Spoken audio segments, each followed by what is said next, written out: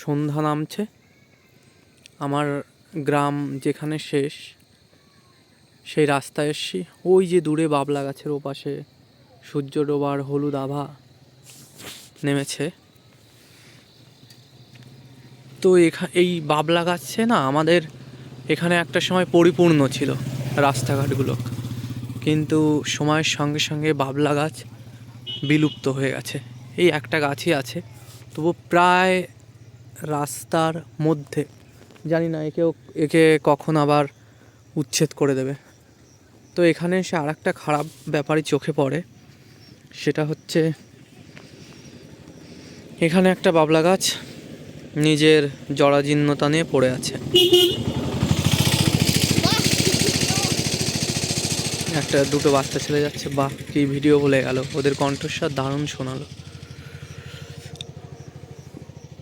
তো এই বাবলা গাছগুলোকে, এই বাবলা গাছটাকে দেখে কি একাকিত্ব এর অনুভূতি মনে হয়। সবাই মরে গেছে, একাই বেঁচে আছে। এখানে কেউ মাছ ধরবার জন্য ফাঁদ পেতে রেখে গেছে। এখানে ধান ক্ষেত।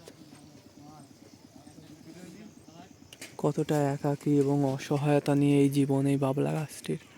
আশেপাশের সবাই মরে গেছে, নিজে একা নিঃসঙ্গতা নিয়ে দাঁড়িয়ে আছে।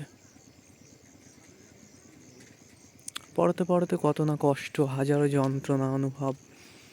পাশের সমস্ত প্রতিবেশীরা মরে গেছে, সে একাই বেঁচে আছে। আমাদের জীবনে যেমন হয় আর কি, ভালোবাসার মানুষেরা জীবন থেকে ধীরে ধীরে বিলুপ্ত হয়ে যায়, মারা যায়। আমরা কেউ কেউ কখনো কখনো বেঁচেই থাকি, নিজের অসীমতা নিয়ে, নিজের উদারতা নিয়ে, নিজের কষ্ট নিয়ে, নিজের দুঃখ নিয়ে। এই আর একটা গাছ, বাবলা গাছ, সে মরে গেছে। স্রেফ তার হাড় কঙ্কালটাই দাঁড়িয়ে আছে শূন্যতা নিয়ে। জীবনের এই বৈচিত্র্যতা অন্যরকম সত্যি, যা বলে বোঝানোর নয়। নিজেকে শেষ পর্যন্ত সঁপে দিতে হয় মরণেরই হাতে।